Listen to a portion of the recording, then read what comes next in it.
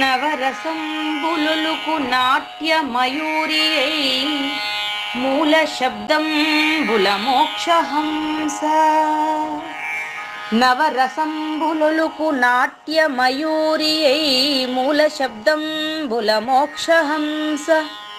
పరమ పవిత్రమౌ పరమాత్మ గీతయే నేడు నాట్యం బాడుచుండెగనుమా. పరమ పవిత్రమౌ పరమాత్మ గీతయే నేడు నాట్యం బాడుచుండెగనుమ. మునిరతనార్యులు మోదిల్లు శిష్యుండు, మునిరతనార్యులు మోదిల్లు శిష్యుండు సహజాచలుని కంఠ శబ్దరీతి. అజ్ఞానతిమిరంబులంతంబుజేయ అనాదిబోధను వినుము ఆర్యులార. అజ్ఞానతిమిరంబులంతంబుజేయ అనాదిబోధను వినుము ఆర్యులార. వినుము ఆర్యులార. తెలిపే జ్ఞానేశ్వరుల్ గీతన్ దివ్య రీతి. తెలిపే జ్ఞానేశ్వరుల్ గీతన్ దివ్య రీతి. ఆణిముత్యమీ గ్రంథము అచలులార. ఆణిముత్యమీ గ్రంథము అచలులార. ఆదరించిరి గీతను అచల ఋషులు గురుని వాక్కుగా గ్రహించి గురుతుగనుడు. ఆదరించిరి గీతను అచల ఋషులు గురుని వాక్కుగా గ్రహించి గురుతుగనుడు. హరి ఓం శ్రీ గురుభ్యో నమః. ఓం నమో భగవతే వాసుదేవాయ.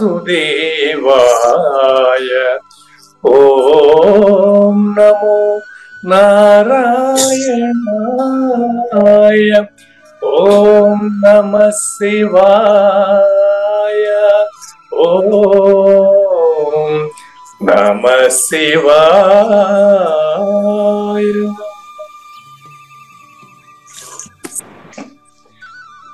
ఈ గీత కార్యక్రమం మొదలై నిన్నటికి 1073 రోజులైందని, ఈ రోజు 1074 రోజు. ఈ గీతా జ్ఞాన యజ్ఞ కార్యక్రమం సంకల్పించి నిర్వహిస్తున్న శ్రీ విద్యాసాగర్ గురువు గారికి, శ్రీ వెంకటేశ్వర గురువు గారికి శ్రోతలందరి తరపున ధన్యవాదాలు, వందనాలు. ఈనాటి కార్యక్రమంలో పాల్గొన్న ఆత్మస్వరూపులైన శ్రోతలందరికీ కైవల్యాసనం తరపున, అలాగే శ్రీ శివరామ దీక్షితుల వారి అచల యూట్యూబ్ ఛానల్ తరపున హృదయపూర్వక స్వాగతం, వందనాలు. గురుదేవులు సహజాచల రాజయోగి శ్రీ పూజారి వెంకటేశ్వర గురువు గారిని కార్యక్రమం ఆరంభించమని కోరుతున్నారు.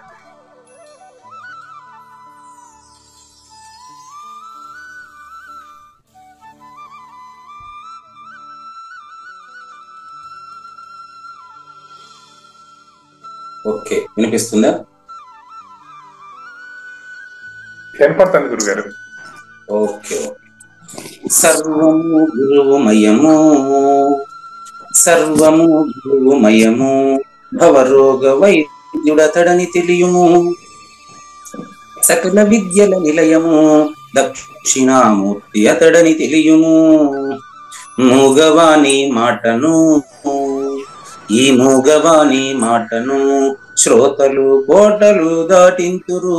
గురు కృపా సిద్ధితోనే నేనెంత ఆనందమొందినానో. నిజయోగి శ్రీకృష్ణుడు నిజ భక్తుడైనట్టు అర్జునుండు. వీరి సంవాదామృతం జనులార మన పాలిట అమృతం. వేదవ్యాసుడు దీన్ని జనుల ఎద వికసించునట్లుగాను మహాభారతమందున వెలిగించే కోటి సూర్యుల వెలుగుతో. నిత్య సత్య శాశ్వతమైన పరిపూర్ణంలో లేఖనే జరుగుతున్నట్లుగా మనకు తెలియబడుతున్న పవిత్రమైన శ్రీమద్ భగవద్గీత జ్ఞానేశ్వర యజ్ఞంలో ఇవాళ 1074వ రోజు, అంటే క్రీస్తు శకం 2024 ఫిబ్రవరి 11వ తేదీన 18వ అధ్యాయంలో 55వ శ్లోకంలోని అచల పరిపూర్ణము అచల పరిపూర్ణుడికి ప్రత్యక్ష ప్రమాణంగా తెలుస్తున్న తరుణంలో 8వ రోజుకు చేరుకుని, ఈరోజు మనం 8 రోజులు ఒకే శ్లోకాన్ని నేర్చుకుంటాం. ఈరోజు పూర్తవుతుందా లేదా రేపటి కూడా మిగులుతుందా అనేది అది మీ మీదనే ఆధారపడి ఉంటుంది. అంటే మన మీద, నేర్చుకునే వాళ్ళ మీద ఆధారపడి ఉంటుందండి.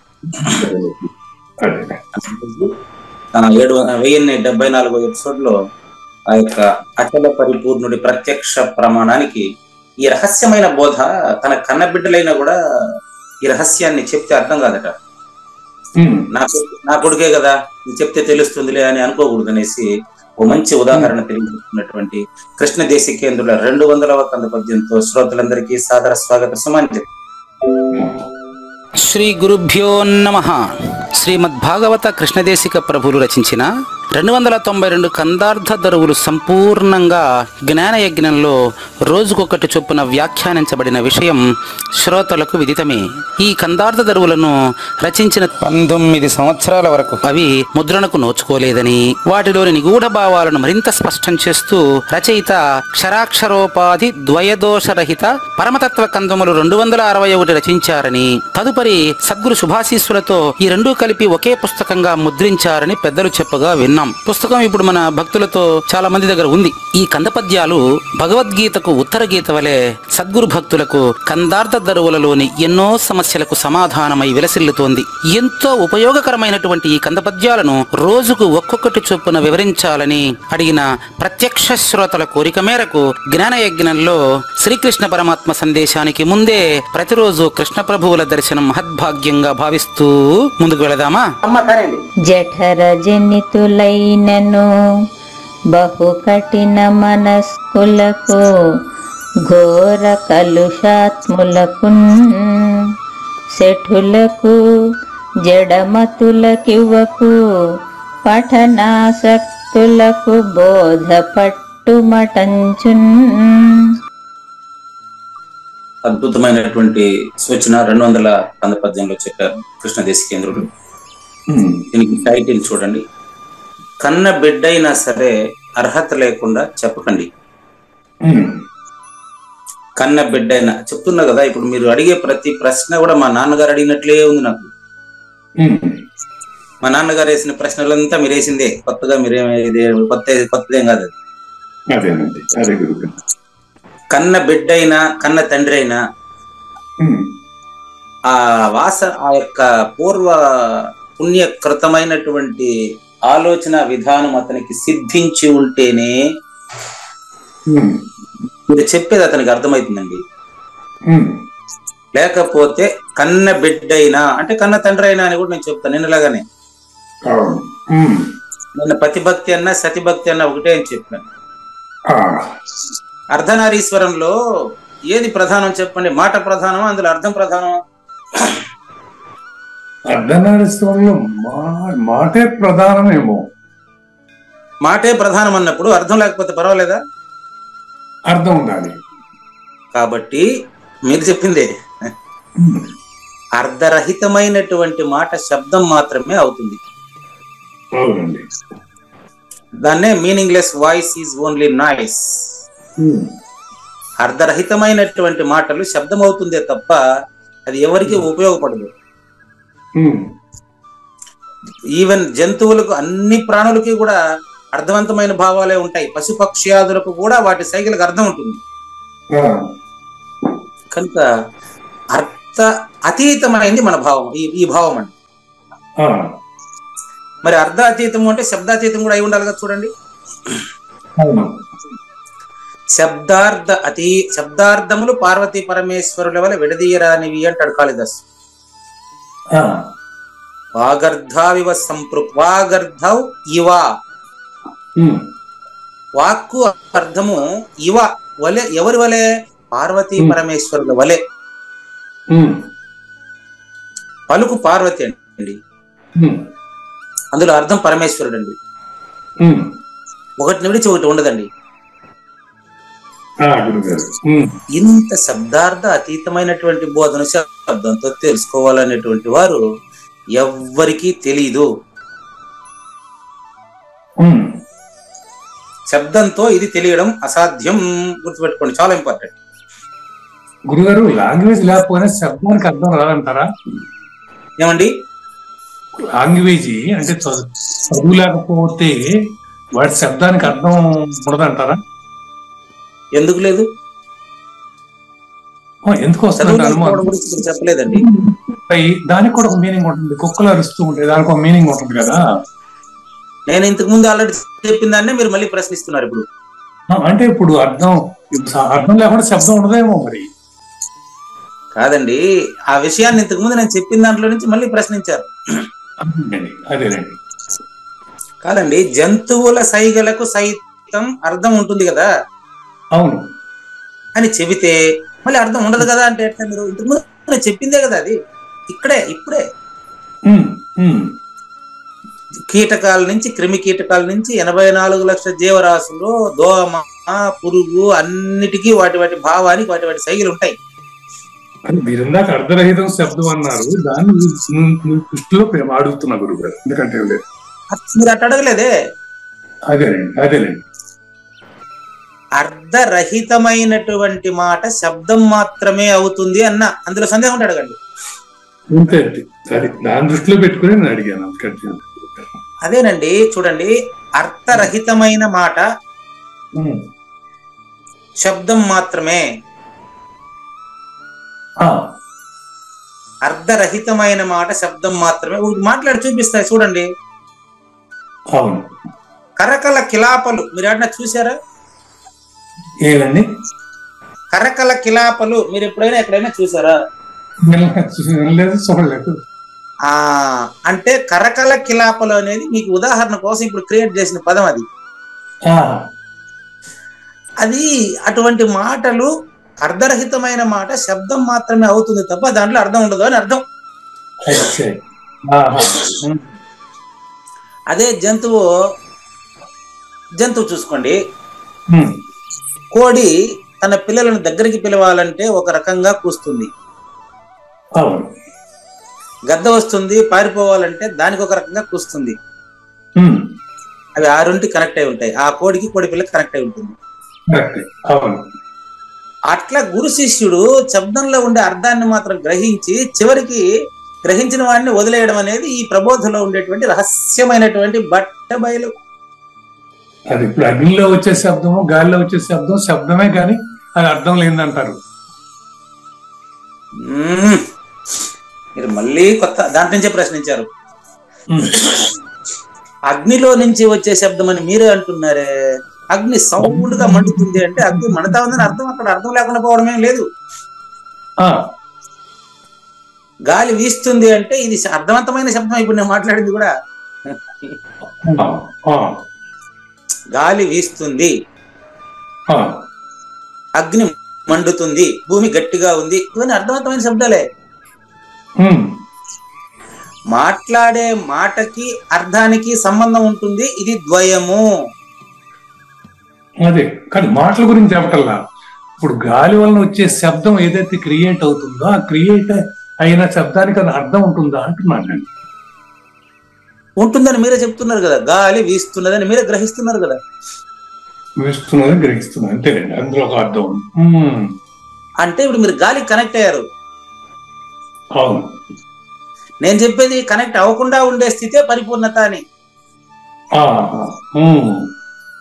పంచతన్మాత్రలకు అతీతమైనటువంటి పరిపూర్ణాన్ని పంచతన్మాత్రలతో కూడిన శబ్దాలతో తెలుసుకోవడం వీలు కాదు. కొంచెం అందుకని జఠర జనితులైనను. ఇప్పుడు ఉదాహరణ చెప్తాను మీకు, చిన్న ఉదాహరణ కూడా చెప్తాను. పురాణోపాఖ్యానంతా వాడతాను మీకు సులభంగా అర్థం కావడం కోసం. మా నాన్నగారికి కూడా ఇలాగే చెప్పేవాడిని. చూడండి, మీకు నరకాసురుడు ఎవరు వధించింది? సత్యభామ. ఎవరు కొడుకు ఆయన? ఆవిడ కొడుకే. కొడుకుని చంపుకుంటే హత్య హంతకురాలని కేసు పెడదామా? ఎందుకని? అది సృష్టిని అది ఎలా చెప్పాలి? ఏమో నేను చెప్తాను కదా. అక్కడ నరకుడు అంటే నాలో ఉండేటువంటి నరకాసురుణ్ణి వధించాలి అని అర్థం. మీరు అక్కడికి పోతే చెప్తారు, చెప్పలేరు అది. నరకాసురుడు భూమి వికారం యొక్క ప్రకృతి మాత పుత్రుడు. ఓహో, భూమి యొక్క వికారాల ప్రకృతి పుత్రుడు. Okay okay. నరకాసురుడు యాడనో లేదు, నరకాసురుడిని తయారు చేస్తాడు మనమే, ప్రకృతిలో మనమే తయారు చేసేది నరకాసురుడిని. కొత్తగా నరకాసురుడు ఎక్కడి నుంచి రాడు. అవునండి. నాలో ఉండేటువంటి చెడు భావనలే నరకాసురుడు అండి. అది ఓకే. నరక అసురుడు వాడు. నర అంటే మనిషి, మనిషిలో ఉండేటువంటి రాక్షస స్వభావమే నరక అసురుడు. నర సరే, నాకు కూడా తెలియదండి ఆ పదంలో ఉండదు అది, చక్కగా చూసుకోండి. నర అంటే మనిషిలో, అసురుడు అంటే రాక్షస స్వభావము. మధ్యలో ఒక అక్షరం వదిలేసిన క, కలిగి ఉండుట. నరునిలో అసుర స్వభావము కలిగి ఉండేవాడు నరక అసురుడు. నరునిలో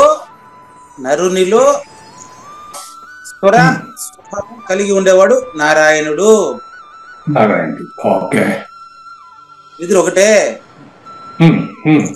నరుడు నరస్య ఆయనం నారాయణం. నాలో నరకాసురుణ్ణి వధిస్తే నారాయణుడు నేనే. కొత్తగా నుంచి వస్తాడు నీకు. నాలో నరకాసురుని నేను వధిస్తే అంటే, అందుకని అక్కడ వధించింది ఎవరు అంటే అక్కడ దాని సూచిక అండి. సత్యభామ నరకాసురుడిని వధించింది, కృష్ణుడి వల్ల కాదనే. కృష్ణుడి వల్ల కాదని కాదు, కానీ కాదని చిత్రీకరిస్తారు. కారణం ఏంటంటే ఊరికి అనుకోవడం వల్ల ఏం పోదు. శారీరంతో జీవించి ఉన్నప్పుడే నాలో భావాలను నేను కడుక్కుంటేనే నేను శుభ్రంగా మంచి ఆలోచన శక్తి కలిగి హాయిగా కర్తృత్వరహితంగా ప్రవర్తించగలను అని నరకాసురవధ అనే పదానికి అర్థం. చక్కని సూచన అండి, చాలా చక్కని సూచన. ఓకే. అప్పుడు దీపావళి దీపంలో కాదు ఉండేది, నీలోనే దీపావళి. నాలో ఉన్న, మనం కోసం చెప్పండి, నాలో ఉన్న నరకాసురుడిని నేను వధించినప్పుడు, నాలో ఉన్న చెడు ఆలోచనలను నేను తుడుచుకున్నప్పుడు, ఓకే బాగుంది, నాలో వెలిగే దీపమే దీపావళి.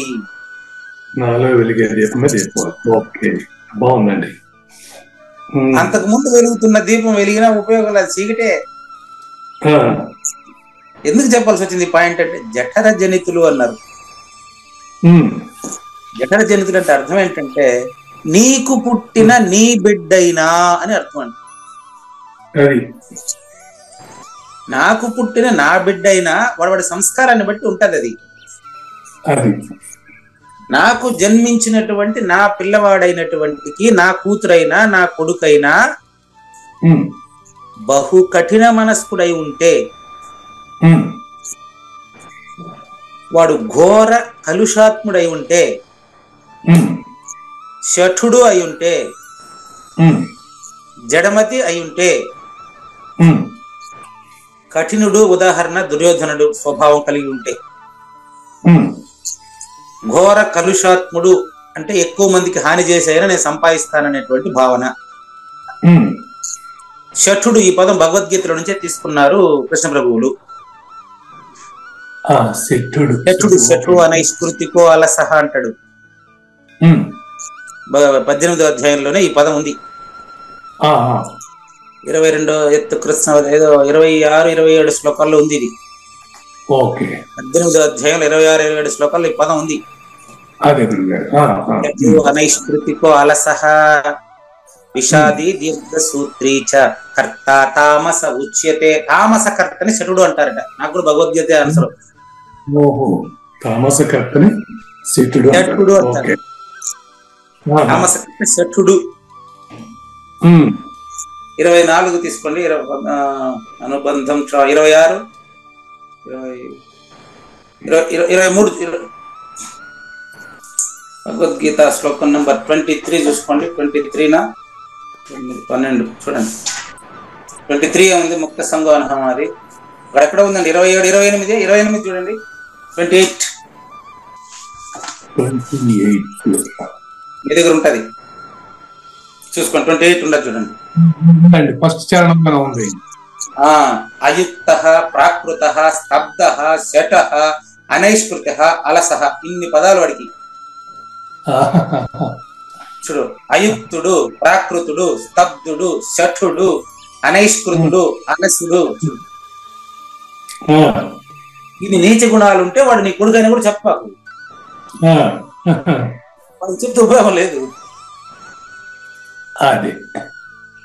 కాబట్టి ఇక్కడ మనకు జఠర జనితులై, నీ కడుపులో పుట్టి ఉంటే కూడా వాడు కానీ కఠిన మనస్కుడు అయితే, వాడు ఘోరమైనటువంటి పాపాత్ముడైతే, నరకాసురుడు వంటి వాడైతే నువ్వు చెప్పినా వినడు. శఠుడైనా వినడు, జడమతి అయినా వినడు. జడమతి అంటే వచ్చేసేయండి మన పద్యానికి వచ్చి. జడమతి అంటే అవగాహన లేని, అది తామసకర్త. ఎన్ని చెప్పినా అర్థం కాదన్నప్పుడు అతన్ని విడిచిపెట్టడం మేలు. అంతే, అనవసరంగా బలంత పెట్టబాకండి. పట్టుకుని మనం కంపు చేసుకోవాలి. వాళ్ళకి ఇక్కడ అన్వయ క్రమం మార్చి చూసుకోండి. శఠులకి ఇవకు, పఠనాసక్తులకు బోధ పట్టుమటంచున్ ఇవకు. వాడు ఒకవేళ అడిగినప్పటికీ వాడికి అర్థం కాకపోతే వదిలిపెట్టండి. అంతేనండి. అనవసరంగా వాదనకు వస్తారు అంతే.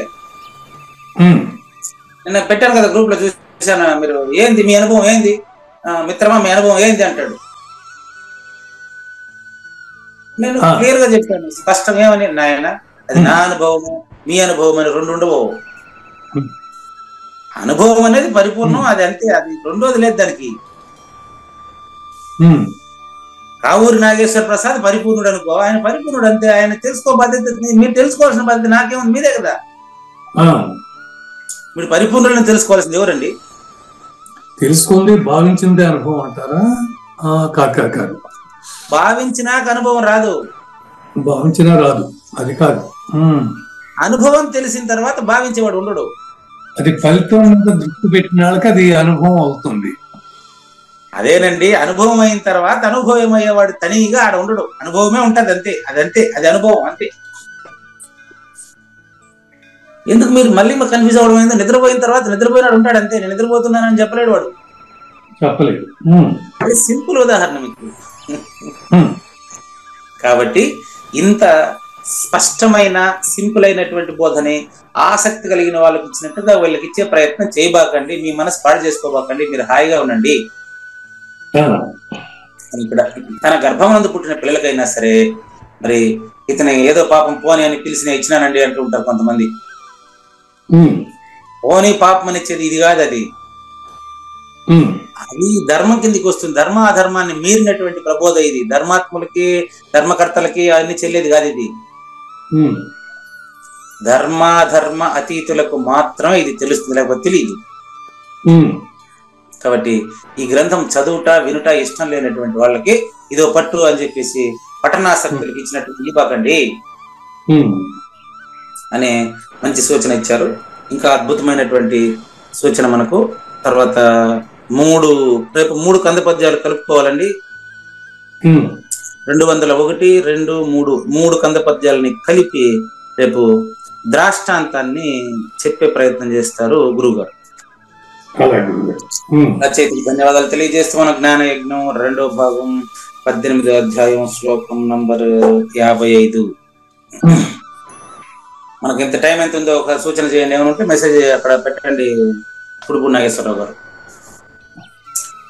ఈరోజు మనకు ఇది పూర్తయ్యే ప్రయత్నం చేద్దాం. మనకెంత అర్థమైతే అంత. భక్త్యా మామభిజానాతి యావాన్యశ్చాస్మి తత్వతః తతో మాం తత్వతో జ్ఞాత్వా విశతే తదనంతరం. గంగా నది సముద్రంలో కలిసిన తరువాత నేను కలిసినానని చెబుతుందా? పోనీ మీరన్నా గుర్తుపడతారా ఇది గంగా నది నీళ్ళలోనే? గుర్తుపట్టలేదు.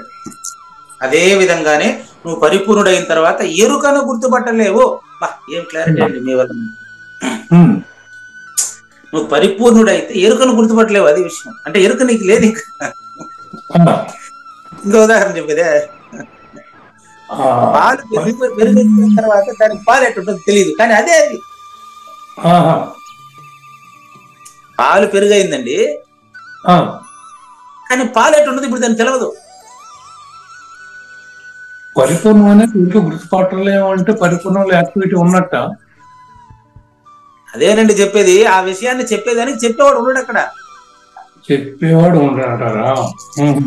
ఇది సింపుల్ కదండి. ఇప్పుడు థర్డ్ పర్సన్ అయినప్పుడు సెకండ్ పర్సన్ ఉంటుంది చూడండి. థర్డ్ పర్సన్ సెకండ్ పర్సన్ ఉంటుంది, సెకండ్ పర్సన్ థర్డ్ పర్సన్ ఉంటాడు. ఫస్ట్ పర్సన్ ఈ రెండిట్లో లేడా? అవును. ఇప్పుడు 3 ఒకటి వేయండి, మళ్ళీ 2 ఒకటి వేయండి, మళ్ళీ 1 వేయండి. 3లోనే ఒకటి ఉంది, 2లోనే ఒకటి ఉంది, 1లోనే ఒకటి ఉంది. కానీ ఆ 1లో ఈ 2 లేదు. అవును అవును. చూసుకోండి, మీరే చెక్ చేసుకోండి. అంటే ఇట్లా మీకు ఇంత సులభంగా అర్థమవుతుందేమో అని. అంతే, అదే. బాగుంది. 1లో 2, 3 లేవు. అవును గురుగారు. కానీ 2, 3లో 1 ఉంది. ఇప్పుడు మళ్ళీ మీకు అన్వయం చేద్దానే. బాగా గమనించండి. పరిపూర్ణము కావూరి నాగేశ్వర ప్రసాద్లో ఉంది. అవును. బాగా పట్టుకోండి, దీన్నే పట్టుకోండి. పరిపూర్ణము కావూరి నాగేశ్వర ప్రసాద్లో ఉంది. ఏ రూపంలో? ఇప్పుడు మీ దాన్ని మళ్ళీ అడిగిరండి. అయితే రూపం అనేది మళ్ళీ అడిగిపోండి. అయితే కాదండి, నామ రూప క్రియ రహితం కదా పరిపూర్ణం. అవునండి. ఏ రూపంలో అంటే నేనే రూపం అడిగితే నేను అడిగిపోయేది. ఉంది అన్నప్పుడు ఇలా ఉంది, అలా ఉంది, ఏదో ఒకటి ఉంటుంది కదా, డిస్క్రిప్షన్ ఉంటుంది కదా గురుగారు. అదేనండి, మళ్ళీ కందార్థాలు ఎంబటి నేను రాలేను. మీరే నాకు ప్రమాణం. ఉంది అనేది మీకు తెలుస్తా ఉందా లేదా? తెలుస్తుంది. ఓకే. ఆ అనుభవం మాత్రం ఉంటుంది. మళ్ళీ నాగేశ్వర ప్రసాద్ ఉండకూడదు కాదు, ఉండడు లేదు. దాని చాప్టర్ ఓకే చెప్పనివ్వట్లేదు కదా మీరు, అయినా చెప్తాను, ట్రై చేస్తాను. చూడండి, పరిపూర్ణము కావూరి నాగేశ్వర ప్రసాద్లో ఉంది. పరిపూర్ణంలో కావూరి నాగేశ్వర ప్రసాద్ లేదు. అది ఎట్లా? ఇంకో ఎగ్జాంపుల్ చెప్తా. ఇది ఎంత సంబంధించి ఇది నాకు అంత చెప్పనివ్వట్లేదు మీరు. మిమ్మల్ని ఎవరు ఆలోచించమన్నారు? నెక్స్ట్ వాక్యం మీరు చెప్పనివ్వట్లేదు. ఇప్పుడు నిద్ర మీలో ఉంది. నిద్రపోయిన మీరే కదా ఇప్పుడు మాట్లాడుతుండేది. అవును గురుగారు. నిద్ర మీలో ఉంది. నిద్రలో మీరు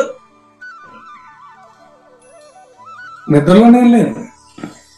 అదే నీలో నిద్ర ఉంది, చూసుకోండి. నీలో నిద్ర ఉందా లేదా ఇప్పుడు చూడండి. నిద్రలో మీరుంటే నాకు చెప్పండి ఫోన్ చేసి. ఓకే, క్లియరా? ఇప్పుడు జ్ఞానేశ్వర్ కాడికి వెళ్దామా? అలాగే. ఈ అర్థంతో ఇప్పుడు మీరు ఓ కావూరి నాగేశ్వర ప్రసాద్ గారు, మీరు కర్మయోగపు సామ్రాట్ తండ్రి. 8వ రోజు జ్ఞానేశ్వరి వ్యాఖ్యానం చూసుకోండి. 8వ రోజు, ఇదే శ్లోకానికి 8వ రోజు ఆయన కింద లాస్ట్ లైన్ చూసుకోండి. మీరు కర్మయోగపు సామ్రాట్ అయ్యా. సామ్రాట్ అంటే రాజు. కర్మయోగానికి మీకు మళ్ళీ రెండోది లేదు. పదవుల్లో రాష్ట్రపతి కంటే పెద్ద పదవి చెప్పండి. లేదు. కానిస్టేబుల్ కి డిమోషన్ ఉండదు, డీజీపీకి ప్రమోషన్ ఉండదు. కానిస్టేబుల్ కి రివర్స్ ఉండదు. ఇంకా ఏమంటారు ఏదో చెప్తారు కదా. కానిస్టేబుల్ కంటే కింద పోస్ట్ ఉండదు.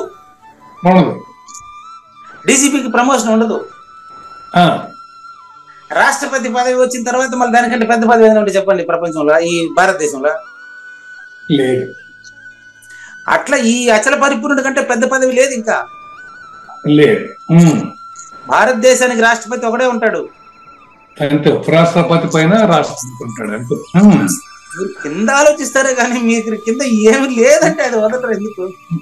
అర్థం చేసుకోవటానికి రాష్ట్రపతి కాదండి సమస్య. Ultimate ultimate absolute. ఇప్పుడు అది మీరు చెప్పలేకుండా ఎందుకు అట్లా అడ్డం పడతారో నాకు కూడా అర్థం కాలేదు. కాదండి, రాష్ట్రపతి ఉపరాష్ట్రపతుల కాడికి ఎందుకు పోతారు మీరు అసలు? మీకంటూ ఒక లక్ష్యం ఉండాలి. జన్మరహిత సూచన మాత్రమే నాకు పరమావధి అని ఉంటే మీరు అర్థం చేసుకునే అవకాశం ఉంటుంది. మీరు ఎంతసేపు చెప్పిన పదం దాని అర్థం కిందకి వచ్చేస్తారు. చూడండి, రాష్ట్రపతి పదవికి ఉత్తమమైన పదవి లేదు అంటే అది రాష్ట్రపతి పదవులు ఎంతో మంది మారుతుంది. అది ఉదాహరణగా చెప్తున్నారు. అచల పరిపూర్ణుడు ప్రపంచంలో ఎవడైనా కావచ్చు, రాష్ట్రపతి పదవి అందరూ కాలేరు. అది నన్ను చెప్పనివ్వట్లేదు. మధ్యలో ఉపరాష్ట్రపతికి తీసేశారు. మీరు ఉపరాష్ట్రపతికి దించేశారు నన్ను. మీరు ఇప్పుడు మీరు అట్లా అర్థం చేసుకోవాలి. 25 నుంచి ఆ పక్క చూడమంటున్నాం, ఈ పక్క చూడమాకండి. తాళం చెవి ఇస్తున్నా, తలుపు ఓపెన్ చేసుకోండి, బయటికి రండి, బయట చూడండి. బయటికంటే ఎక్కడ ఈ కళ్ళు తెరిచి బయటికి కాదు, లోపల ఉంటే బయట చూడండి. అది మనం పరిపూర్ణ ఒక దృష్టిలో చూడాలి. అది నాకు తెలీదు, మన జ్ఞానేశ్వరి తీసుకుంటాం. చూసుకోండి, ఈ యొక్క కర్మయోగకు సామ్రాట్ మకుటంపై ఉండే చైతన్యం అనే రత్నం కూడా నేనే. నీలో ఉండే పరిపూర్ణం నేను, మొదటి నేనండి. దీనికి బదులుగా నువ్వు నేనే అవుతున్నాను గుర్తుపెట్టుకో. నాగేశ్వర ప్రసాద్, పూజారి వెంకటేశం కాదు. నీలో ఉండేది నేనే నాన్న. ఈ కావూరి నాగేశ్వర ప్రసాద్ అనేది కర్మరూప దేవాలయం తండ్రి. కర్మరూప దేవాలయం అయ్యా కావూరి. మోక్షం అనే కలశం తండ్రి కావూరి. ఆ కలశం పైన ఉండే తలకాయలో ఉండేటువంటి ఆకాశ వ్యాప్తి ఆ కర్మయోగి అవుతాడయ్యా. సుషుమ్న నాడిలో నుంచి నువ్వు అక్కడి నుంచి నీలో ఉండే మొదటి నన్ను చూడవయ్యా. సంసారం అనే వనంలో కర్మయోగం అనేది హాయిగా మంచి రోడ్డు నాయన. సంసారం అనేది పెద్ద అడవి అనుకుంటే జస్ట్ ఎగ్జాంపుల్. సంసారం అనే అడవిలో కర్మయోగం అనే రోడ్డు నాన్న. ఆ రోడ్డు తిన్నగా నాలో ఐక్యము అనే గ్రామం వరకు వచ్చున్నాన్న. నాలో ఐక్యం అంటే నేనుగా నువ్వు తెలియదు. ఐక్యం అంటే కలిసేది విడిపోయేదంతా లేదు, సముద్రంలో నది కలిసినట్టు కాదు.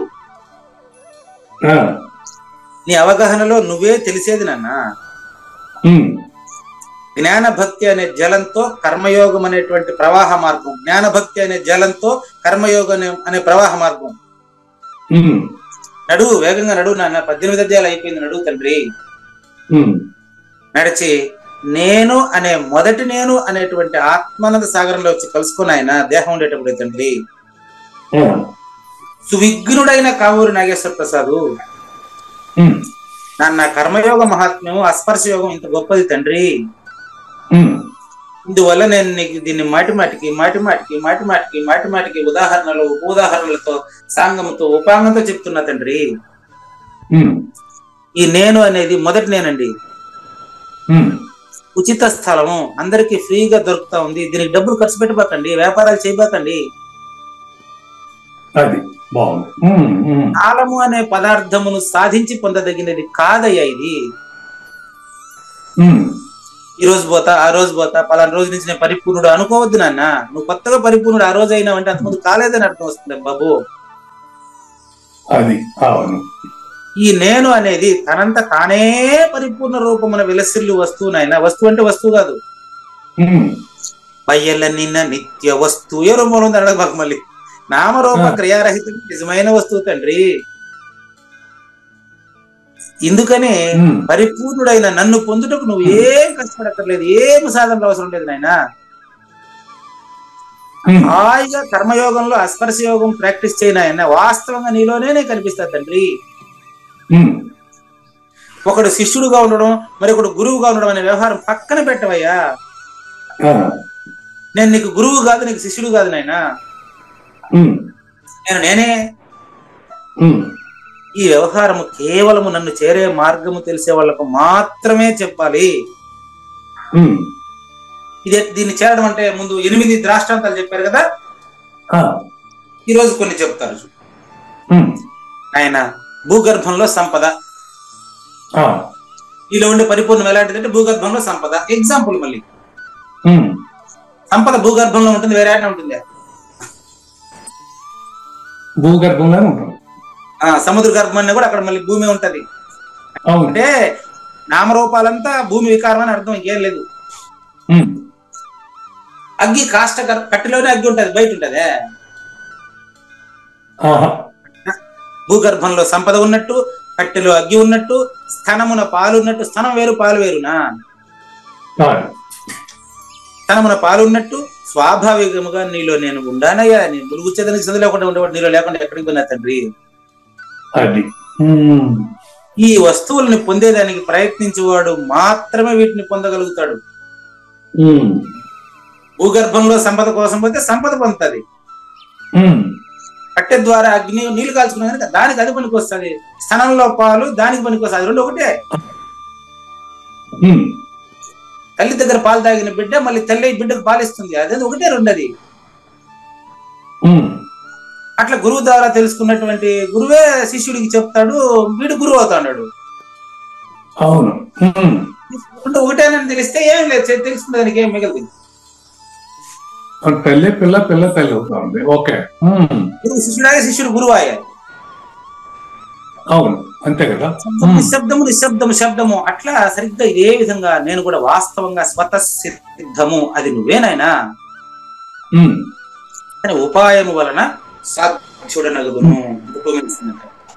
పర్వాలేదు, 2 నిమిషాలకు ముందే కూడా మనం చిన్న బ్రేక్ తీసుకుందాం. కరెక్ట్ గా 10 నిమిషాల్లో మళ్ళీ వద్దాం. ఎవరు ముందు లాగిన్ అవ్వకండి. ఈరోజు మనం 18వ అధ్యాయం 55వ శ్లోకం 8 రోజులకి పూర్తి అయ్యే ప్రయత్నం చేద్దాం.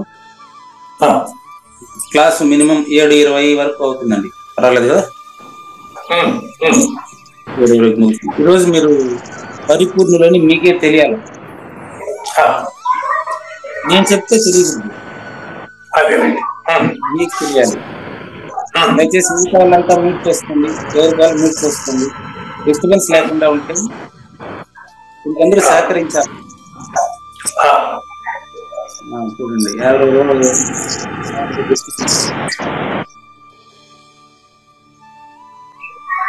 ఓకేనా? మీ ఇంట్లో ఏమన్నా ఇబ్బందులు ఉన్నాయా? నాకేం ఇబ్బంది లేదండి. మంచి సూచనలు వస్తుంది చూడండి. ఇందాక మన సముద్ర గర్భంలో లేక భూగర్భంలో సంపద, కట్టె గర్భంలో అగ్ని, స్తనమున పాలు ఉన్నట్టు కావూరి నాగేశ్వర ప్రసాద్లో పరిపూర్ణం ఉంది. పరిపూర్ణంలో కావూరి నాగేశ్వర ప్రసాద్ లేదు. చెప్పేవాడు పూజారి వెంకటేశ్వర నుంచి కాదు చెప్తా ఉండేది, కావూరి నాగేశ్వర ప్రసాద్ నుండి చెప్తున్నాడు. ఆ మాట కూడా నువ్వు లేదని చెప్పేవాడు నీలో ఉండి, నువ్వు లేదని చెప్పేవాడు వాడు మాత్రం శరీరంగా ఉన్నట్ట. అది సూచన. ఇంతవరకు శ్రీకృష్ణ పరమాత్మ సాక్షాత్తు కావూరి నాగేశ్వర ప్రసాద్ నుండే మాట్లాడారు.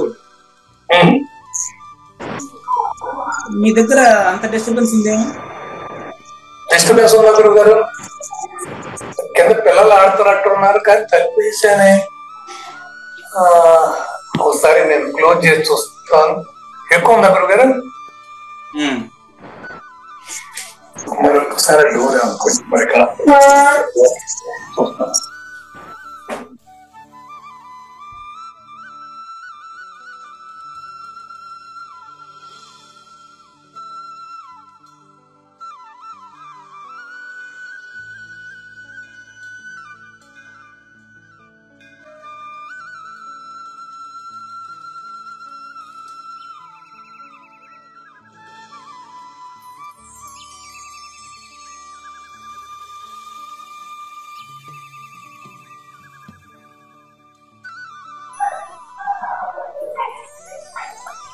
గురుగారు. ఇప్పుడు గురుగారు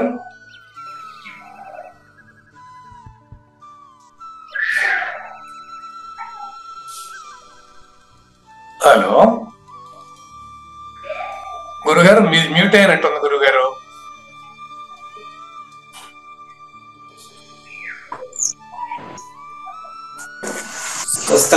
వస్తాను. అట్లాగే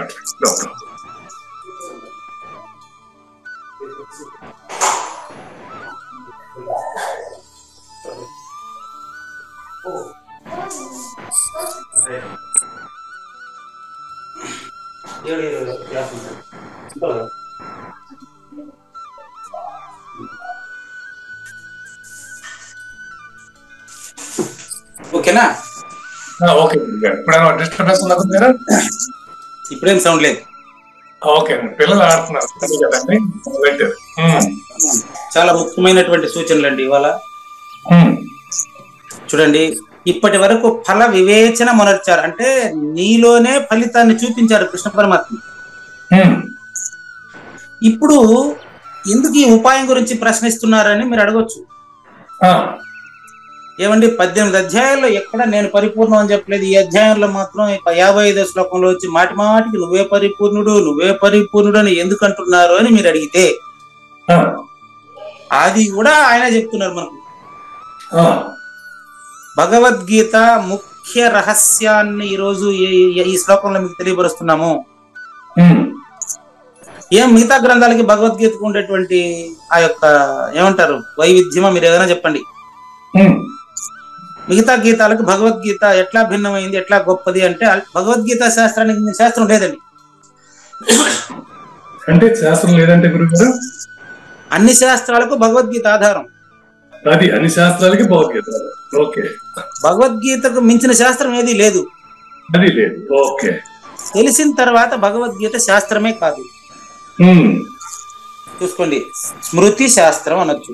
స్మృతి శాస్త్రం మీకు ఉదాహరణకు, స్మృతి శాస్త్రం అంటే సృష్టికి ముందు, సృష్టి ఉన్నప్పుడు, సృష్టి తర్వాత ఉండేదాన్ని ఆచార్య ఋషి గుర్తు చేసుకుని ఒక నామమాత్రంగా ఒక దేహాన్ని ధరించి చెప్పడమే స్మృతి శాస్త్రము. ఓకే, అది నువ్వేనని తెలిసిన తర్వాత మళ్ళీ ఏముండదు. ఇంకా ఈ యొక్క గొప్ప విషయాన్ని తెలియజేసేదానికి, ప్రత్యక్ష మోక్షాన్ని గురించి స్పష్టంగా మీకు తెలియజేయడానికి, మోక్షం అచలము సాక్షాత్ ఆగంతుకమా ప్రశ్నిస్తాడు మంది హనుమంతరాజు యోగి. అచలము సాక్షాత్తు పరిపూర్ణ దర్శనంలోకి వచ్చిన 8 ప్రశ్నలు ఇచ్చున్నాను, దాంట్లో ఉన్నది గుర్తుపెట్టుకోండి. ఈ యొక్క ప్రత్యక్ష మోక్షమే నువ్వు అని తెలియడానికే ఈ యొక్క శ్లోకంలో భగవద్గీత శాస్త్ర సారాంశం మొత్తం తెచ్చి ఇక్కడ పెట్టారండి. మరి ఇతర శాస్త్రాలకి భగవద్గీతకి తేడా చెప్పడానికి మీకు 2 ప్రమాణాలు చెప్తున్నారు గురువు గారు. ఇంకా పైకి తీయండి, కింద ఎప్పుడో దాటింది. ఈత యొక్క ముఖ్య రహస్యము, ఇంకా పైకి తీయండి. ఉడుపు నాగేశ్వరరావు గారు ఇంకా పైకి తీయండి. అన్ని దృష్టులను అనుసరించి వివరించడం కొరకు ఇక్కడ చెప్తున్నారండి. అంటే వినబోతున్నటువంటి ప్రత్యక్ష శ్రోతలు, పరోక్ష శ్రోతలు, తర్వాత ఎప్పుడు వినబోయే వాళ్ళు అందరూ సర్వ మానవులకు చెప్పబడుతున్నటువంటి విషయం అండి ఇవాళ. మిగతా శాస్త్రాలకి దీనికి ఒక ప్రమాణ సిద్ధం చూడండి. భగవద్గీతలో చెప్పిన స్పష్టత, సిద్ధత మరో గ్రంథంలో కనిపించదు. స్పష్టత, సిద్ధత. ఓకే. ప్రూఫ్ ఏంటంటే బృహద్వాసిష్టం అనే ఉద్గ్రంథము రాసినటువంటి స్వరామ దీక్షితుల వారు ఎక్కువగా భగవద్గీత శ్లోకాలను వాడుకయే దీనికి మీకు ప్రూఫ్. మీరు అనొచ్చు చాలా మంది బృహద్వాసిష్టంలో తెలుగులోనే చెప్పారని. నో, భగవద్గీత శ్లోకాలని, మోక్ష రహస్యాన్ని గురువు గారు అయినటువంటి బృహద్వాసిష్ట సిద్ధాంత నిర్ధారణ ఉద్ధారకుడు కూడా దాన్ని అక్కడ వివరించలేదు. ఎందుకో తెలుసా? అది ఈ విధంగా గురుముఖంగా నేర్చుకోవాలి. బృహద్వాసిష్టంలో చూసుకోండి, శ్లోకం చెప్పి దాని కింద అర్థం చెప్పారో చూడండి. చెప్పరు, మాటికి నాకు ఫోన్ చేస్తారు, బృహద్వాసిష్టం బాగా చదువుకోవాలండి, మీరు బాగా చదివితే ఏమొస్తుంది నీకు? చదివితే ఏమొస్తుంది? బృహద్వాసిష్టం చదివితే ఏమొస్తుంది చెప్పండి. ఎంత స్పష్టంగా ప్రారంభంలో చెప్పుంటే, బృహద్వాసిష్టం ప్రారంభంలో ఏం చెప్పారు తెలుసా మీకు? నేను చెప్తావేనండి. గురు సూచనైన నరులకు ఇది లింగమూర్తి గారు పరిపూర్ణ దర్శిని ప్రారంభంలో చెప్పారు, గురు సూచన అయిన నరులకు మాత్రమే ఇది ఫలితము గాని ఫలితమునిచ్చును. గురు సూచన కాని నరులకు ఈ యొక్క గ్రంథము చిల్ల పెంకులు, అట్ట ముక్కలు, పేపర్ ముక్కలతో సమానమే అని బృహద్వాసిష్ట సిద్ధాంత నిర్ధారణోద్ధారకులు మరి ఆయన ప్రారంభంలో చెప్పారు. అది భగవద్గీత యొక్క ఉద్గ్రంథం గొప్పతనం. ఒక శివరామ దీక్షితులకు తెలుసు, ఒక శ్రీధర్లకు తెలుసు, ఒక కృష్ణ ప్రభువులకు తెలుసు, ఒక అవధూత స్వామికి తెలుసు, నాకేం తెలుసు? కనుక అవన్నీ కూడా ప్రమాణ సిద్ధములు అని చెప్పేదానికి కాదు, వాటన్నిటికీ ఇది ప్రమాణం అని చెప్పొచ్చు. అడగని చూసుకోండి, అవన్నీ ప్రమాణ సిద్ధములని చెప్పేదానికి వీల్లేదు. మీకు మీరే చెప్పండి, గ్రంథం మీకు చెప్తుందా నీకు నేను చెప్పాలనా? గ్రంథము చదువుతున్నప్పుడు అవగాహన చేసుకోవచ్చు, కానీ గురు సహాయంతో చేసుకుంటేనే అది అర్థం అవుతుంది. అంతే అంతే. కనుక అది ఆ గురు సహాయంతో అనే మాటని ఇక్కడ ఏం చెప్తున్నారంటే, ఇప్పుడు గాలి ఎక్కువగా వీస్తే, ఎక్కువ గాలి వస్తే మేఘాలను ఎగరగొట్టచ్చు, కానీ సూర్యుని కదిలించలేదు, గుర్తుపెట్టుకో. అవును. అట్ట మిగతా గ్రంథాలకు దీనికి తేడా. సో మేఘాలను కలవచ్చు కానీ సూర్యుని కలుగుతుంది. బాగుందండి. ఓకే. మీరు పూజారి వెంకటేశాన్ని తిట్టొచ్చు, మీలో ఉండే పరిపూర్ణాన్ని మీరు తిట్టగలరా? లేదు లేదు. నిన్న మిత్రుడు అడిగిన దానికి అదే ఆన్సర్ ఇచ్చా. మిత్రమా మీ అనుభవం ఏది అంటే, అతను ఎందుకు నాకు ఫోన్ చేస్తాడని చెప్పేది మీకు. ఇప్పుడు చాలా మంది అతనికి ఫోన్ చేసి ఈ విధంగా జ్ఞాన యజ్ఞంలో మంచి సూచనలు ఉన్నాయని చెప్తారు. సుక్కును నాకు మెసేజ్ కొడతాడు టక్కని, మిత్రమా మీ అనుభవం ఏంది అని. నేను వెంటనే రిప్లై ఇచ్చా, ఏమని? అనుభవం నాది నీది తంతనిగా ఉండదు, అనుభవమే అనుభవం, అనుభవం నాది నీది రెండు ఎట్లుంటాయి? అనుభవం ఉండేది పరిపూర్ణం మాత్రమే, నువ్వే నాకు అనుభవం, అంతేగాని నీ తంతనిగా ఉండదు, అనుభవమే అనుభవం అంతే అని చెప్పాను. అదే ఫలితం కలిగినంత బాగా పరిపూర్ణ అనుభవం అంటాం. అప్పుడు ఆయన మెసేజ్ ఏం పెట్టినాడు ఏనండి, మిత్రమా నేను నెల్లూరులో ఉన్నాను, మనం మరొకసారి మాట్లాడుకుందాం బాయ్ అని పెట్టింది. నేను వదిలినా నెల్లూరులో ఉండేది కావూరు నాగేశ్వర ప్రసాద్, లేకపోతే అవేణు, అంతటా ఉండేదే పరిపూర్ణం, అదే అనుభవం అని చెప్పి మళ్ళీ రిప్లై ఇవ్వమను. నిద్రపోయిన తర్వాత నిద్రపోతున్నానని చెప్తావు నువ్వా? అట్టాడిదే అది. చూసుకోండి, మీకు గాలి ఎక్కువగా ఉంటే మేఘం చెదరొచ్చు కానీ సూర్యుడు చెదిరేదానికి లేదు.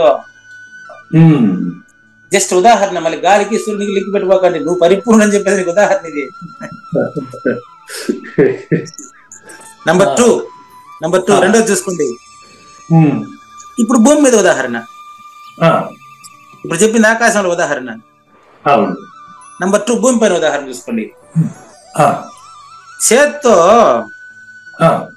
నీటిలో ఉండే నాచుని పక్కకు నెడతారు మీరు, అంతే. అవును. నీటిని ఉత్పత్తి చేయలేవు. అవును. గ్రంథాన్ని నిషేధించగలవు, పరిపూర్ణాన్ని నిషేధించలేవు నువ్వు. అది కథ.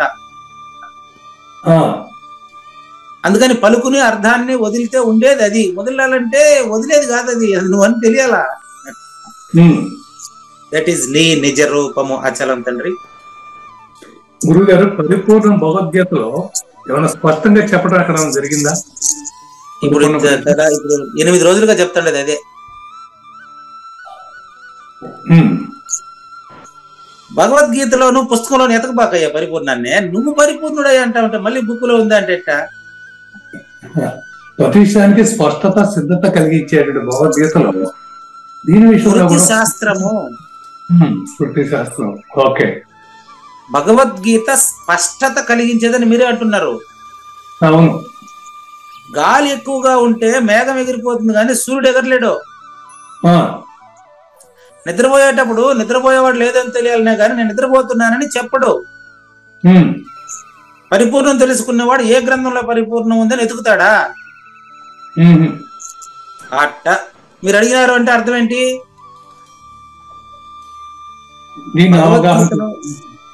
అంతే. భగవద్గీతలో పరిపూర్ణం స్పష్టంగా చెప్పబడిందా అని మీరు అడుగుతున్నారు అంటే అర్థం ఏంటి? ఈ విషయంలో నాకు అవగాహన కలగలేదు అని. అంతే. ఎవరు కలిగించుకోవాలి? నేనే. ఎట్లంటే చేత్తో నీటిని తప్పించగలవు కానీ నీటిని ఉత్పత్తి చేయలేవు. అచల పరిపూర్ణుడు కావూరు నాగేశ్వర ప్రసాద్ అని తెలుసుకోవాలనే తప్ప అది వచ్చి దీన్ని తెలుసుకోదు, ఇది పోయి దాన్ని తెలుసుకోదు. నీకు ఉదాహరణకు చెప్పా, అదే నిన్ను పొందుతాది అంటే అర్థం ఏంటంటే నువ్వు అదే అని అర్థం. నువ్వే పరిపూర్ణుడు అని తెలిసిన తర్వాత మీరు భగవద్గీతలో పరిపూర్ణ స్పష్టంగా చెప్పబడిందా అని అడగడం ఎలా ఉందంటే, మీ ఆధార్ కార్డు మీ ఫోటో తీసుకొని ఈ అడ్రస్ ఏడన్నా నాకు చెప్పండి అన్నట్టు ఉండదు. అంటే మనిషి సమస్థితిలో ఉండాలని, స్పర్శగా ఉండాలని ఇట్లా చెప్పే క్రమంలో ఏమన్నా పరిపూర్ణం గురించి ప్రస్తావన వచ్చిందంటే అక్కడ కనపడలేదు అందరూ గారు. అదే కనిపిస్తుంది. మీ అడ్రస్ నీకు కనిపిస్తా, మీ అడ్రస్ నీకు ఇంకొకరు చెప్పాలనా? మరి ఇది ఎట్లా కనిపిస్తుంది గ్రంథంలో మీకు? మీ గురించి ఇంకొకరిని అడిగితే చెప్తారా? మీకే తెలుసా? నా గురించి నాకు తెలుసు. అట్ట పరిపూర్ణం గురించి పరిపూర్ణానికి తెలుసు. అంతే, పరిపూర్ణం గురించి తెలుసు. ఓకే. 8 ద్రాష్టాంతాలు అదే కదండి. ఆనందానికి ఆనందం దొరికినట్టు, సుఖానికి సుఖం దొరికినట్టు, లాభానికి లాభం కలిగినట్టు, సూర్యుడికి కిరణం వచ్చినట్టు, ఆశ్చర్యానికి ఆశ్చర్యం కలిగినట్టు, శాంతికి శాంతి కలిగినట్టు, విశ్రాంతికి విశ్రాంతి కలిగినట్టు. 8వది అనుభవానికి అనుభవం అని నేనంతా చెప్పినా కదండి. కాబట్టి ఆత్మ దర్శనమునందు అంటే నువ్వు నీకు కనపడినప్పుడు, నువ్వు నీకు కనపడడం అంటే ఇదే ఈరోజు జరిగేదే. నువ్వు నీకు కనపడినప్పుడు బాధను కలుగజేసే అజ్ఞానం అనే మలమును శాస్త్రములు తొలగిస్తాయి గాని నిన్ను తెచ్చి నీకు ఈదో. 18 అధ్యాయాల తర్వాత కూడా భగవద్గీతలో పరిపూర్ణం చెప్పబడిందా లేదా అంటే, భగవద్గీత పరిపూర్ణం తెచ్చి నీకు ఈదో. నీలో ఉండే మాలిన్యాన్ని తొలగిస్తుంది. చూడు, ఆత్మ దర్శనమునందు బాధను కలుగజేసే నిషేధించాల్సిందంతా నిషేధించిన తర్వాత మిగిలిందే నువ్వు, అది పరిపూర్ణమే. మిగిలి ఉన్న నేను ఎప్పుడు స్వయం ప్రకాశంగా ఉంటుంది, నిర్మలంగా ఉంటుంది తప్ప నీకు ఏదైనా మలినం అంటుంటే నేను కడిగేదే. అసలు పరిపూర్ణానికి మలినమే లేదంటుంటే, అంటే మలినం తీసేయిగా ఏదైతే ఉంటుందో అది పరిపూర్ణం అంటారు. అది నేను అనట్లే, నువ్వే అనుకోవాలా. అదేనండి. ఓకే. నేను నువ్వు వేరు కాదు నాన్న. ఇందువల్ల శాస్త్రములన్నీ కేవలం అజ్ఞానం అనే మాలిన్యాన్ని కడిగే సాధనాలు మాత్రమే తప్ప ఇంతకు మించి నేను నీకు తెలియజేసేటువంటి స్వతంత్రమైన యోగ్యత ఏ గ్రంథానికి లేదు. ఏ గ్రంథానికి లేదు. భగవద్గీతకు బృహద్వాసిష్టం కూడా పేపర్లు మాత్రమే. అందులో ఉండేటువంటి విషయాన్ని గురువు నీకు చెబితే, డైరెక్ట్ గా చెబితే, మళ్ళీ దాని కండిషన్ ఒకటి ఉంది, శిష్యుడు పరిపక్వత చెంది ఉంటే. నేనే చెప్పారు కదా, రంభా సంభోగ వాంచ షంఠునికి ఉంటది అని. అట్లా అధ్యాత్మ శాస్త్రంలో సత్యమును సిద్ధింపజేసే ప్రసంగం వచ్చినప్పుడు ఏ ప్రదేశానికి పోవునో ఆ ప్రదేశమే ఈ గీత. సత్యాన్ని సిద్ధింపజేసేదానికి ఏ ప్రదేశానికి ఆ ప్రదేశమే గీత అంటే అర్థం ఏంటంటే, ఎప్పుడైతే నీకు నిజం తెలియబడుతుందో అప్పుడు గీతలే పీతలే. కాబట్టి సూర్యుడు తూర్పు దిశను అలంకరించినప్పుడు అన్ని దిశలు ఉజ్వలమవుతాయి. ఇప్పుడు నీకు పరిచయం కాని ఊర్లో పోతే నీకు తూర్పు అనేది నువ్వు గుర్తుపట్టలేవు. సూర్యుడు వచ్చిన తర్వాత అయితే ఇది దిక్కులు అప్పుడు వస్తాయి, దిక్కులు స్టార్ట్ అవుతాయి. సూర్యుడు తూర్పు మిగతా దిక్కులనే ప్రకాశిస్తాయి. బాగుంది. మీకు మళ్ళీ కన్ఫ్యూజ్ చేస్తాయి. ఇప్పుడు మళ్ళీ కన్ఫ్యూజ్ అవ్వండి, మీకు కన్ఫ్యూజ్ చేసి మళ్ళీ క్లియర్ చేస్తాను. ఇప్పుడు మిమ్మల్ని కన్ఫ్యూజ్ చేయబోతున్నానండి. అది నాకు తెలియదు, అదే చెప్పేది. ముందు కన్ఫ్యూజ్ అవ్వండి, కన్ఫ్యూజ్ చేస్తాను, అవతారులే చూస్తా. మీరు హైదరాబాద్ లో మీకు తూర్పునేముంది? హైదరాబాద్ లో మీ ఇంటికి తూర్పునే సింపుల్. మీ ఇంటికి తూర్పునేముంది? మా ఇంటికి తూర్పు ఇంకొక అపార్ట్మెంట్ ఉంది. ఇంకొక అపార్ట్మెంట్ ఉంది కదా, అది మీ ఇంటికి మీకు సంబంధించిన విషయం. ఇదే విధంగా మీ పిల్లలు ఎవరైనా అమెరికాలో ఉండారా? మీ బంధువులు, మీకు తెలిసిన వాళ్ళు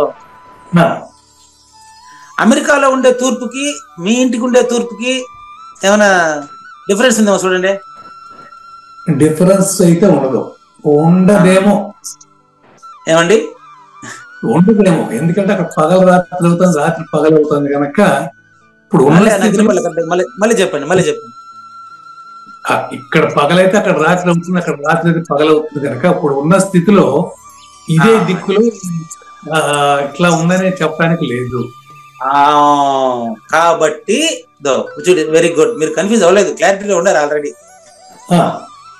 చూసుకోండి ఏమయ్యా, ఇక్కడ పగలు అక్కడ రాత్రి కదా, దిక్కులను అక్కడికిక్కడికి ఎందుకు పోలిక చేస్తావు? ఎవడు ఎక్కడుంటే వాడికి తూర్పున సూర్యుడు ఉదయిస్తే దాన్ని బట్టి దిక్కు అంతే.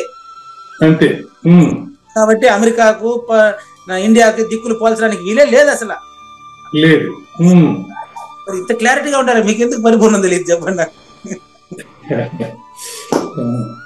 అంటే దిక్కులు అనేది మాట్లాడుతున్నటువంటి వ్యక్తి ఉండే ప్రదేశానికి సంబంధించిన వ్యవహారం.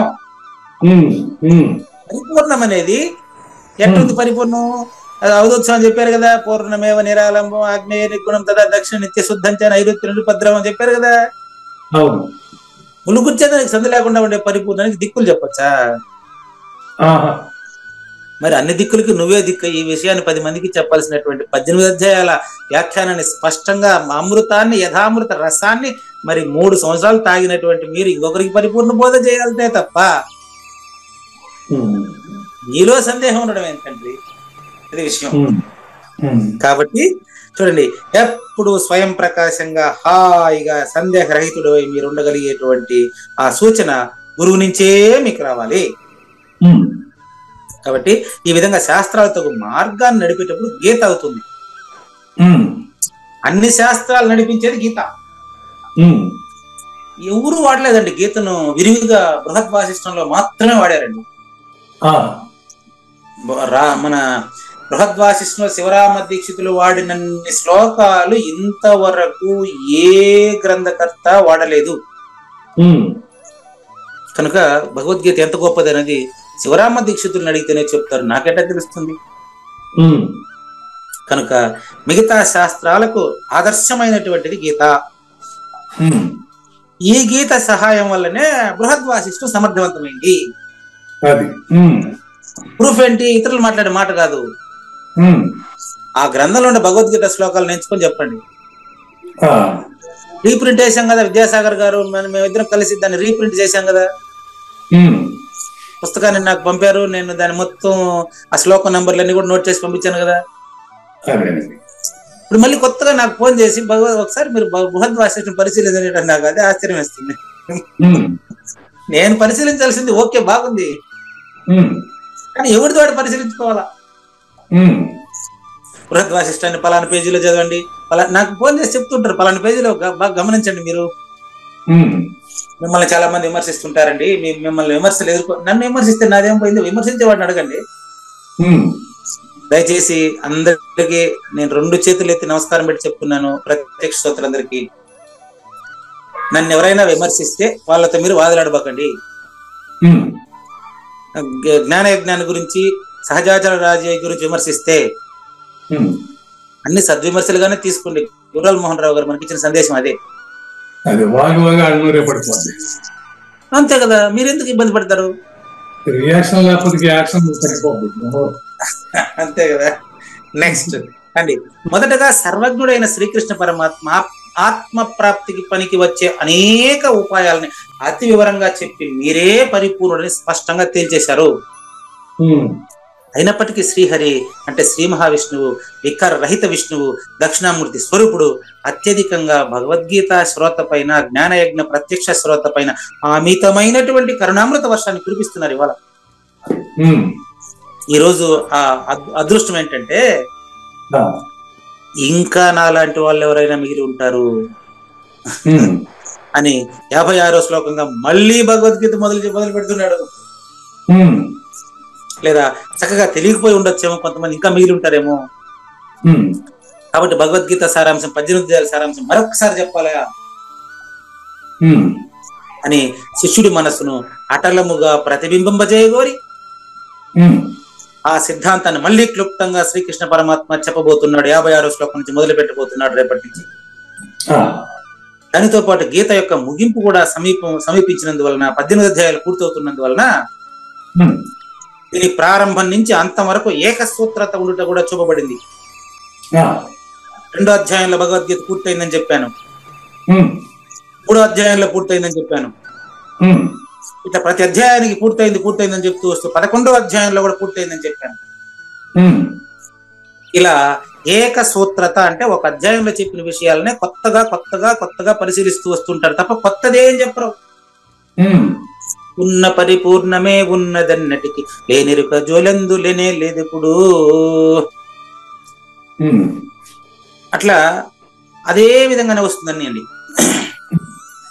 ఇట్లా చూపించేదానికి కారణం ఏంటంటే గ్రంథారంభంలో గ్రంథాంతముల మధ్య అనేక విధమైన ప్రశ్నలు వచ్చుటకు కావూరు నాగేశ్వర ప్రసాద్ వంటి జిజ్ఞాసులు వేసేటువంటి ప్రశ్నల కోసం అనేక సిద్ధాంతాలు స్పష్టీకరించడం జరిగింది. కనుక ఇందరి పూర్వ అపర సందర్భములపై చక్కగా ధ్యానం ఉంచకపోతే ఎవడైనా ఈ సిద్ధాంతములన్నీ ఈ శాస్త్రమందలి ముఖ్య మరి సారభూతమైన సిద్ధాంతములని చెప్పవచ్చు. కొంతమంది అన్ని అది ఇది కలిపి దీన్ని రాశారండి అని ఎవరైనా చెప్పబోతారు.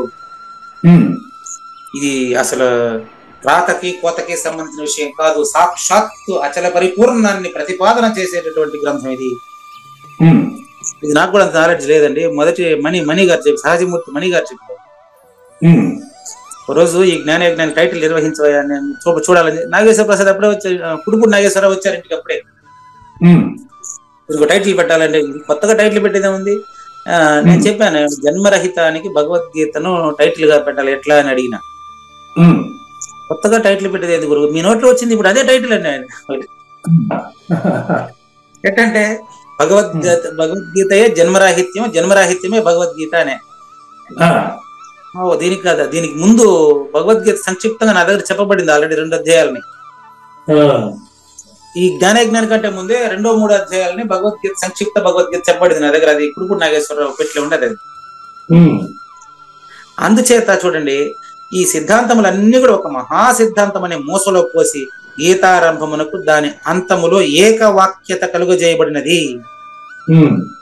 మళ్ళీ మీకు కర్మయోగంలో ఉండే తీయదనాన్ని కర్మయోగ సామ్రాట్ వింటున్న శ్రోతనని నిరూపించబోయేటువంటిది 56వ శ్లోకం నుంచి రేపటి నుంచి జరగబోయేది. అందులో ఈ గ్రంథం యొక్క ముఖ్య మరి ప్రస్తుత విషయం అంతా కూడా అవిద్య నాశనమయ్యే ఉంది. ప్రారంభమైన ముగింపైన ఏదైనా ఈ గ్రంథం యొక్క ఉద్దేశం ఏంటంటే నీలో ఉండేటువంటి లేనెరుక తొలగింపు. లేనెరుక తొలగింపు రాసుకోండి కావాలంటే. లేనెరుక తొలగింపే భగవద్గీత అల్టిమేట్. ఉన్న పరిపూర్ణం తెచ్చిచ్చేది కాదు, లేనెరుక తొలగింపు. మోక్ష సంపాదనమే ఆ అవిద్యా నాశనము యొక్క ఫలము. వెలుతురు రావడమే ఫలం తప్ప చీకటి పోయిందని చెప్పేది నీకు ఇప్పుడు చీకటి ఆడుందా? ఈ రెంటికి కూడా జ్ఞానమే సాధనం. కేవలం ఈ జ్ఞాన విషయమే, ఈ యొక్క అచల పరిపూర్ణ జ్ఞాన విషయమే ఈ విశాల గ్రంథమున అనేక రకాలుగా విపులంగా చర్చించబడింది. అయ్యా అంటే కొత్తగా భగవద్గీతలో ఎక్కడైనా పరిపూర్ణ గురించి చర్చించబడిందా అంటే నిన్నంతా 8 దృష్టాంతాలు చెప్పింది అదే కదండి. నిన్న అతనికి వేణుగారికి ఇచ్చిన రిప్లై కూడా అదే. మీ అనుభవం ఎట్టుంది అంటే మిత్రమా అంటే తీపి ఎట్టుంది అంటే తీపి ఏం చెప్తుంది?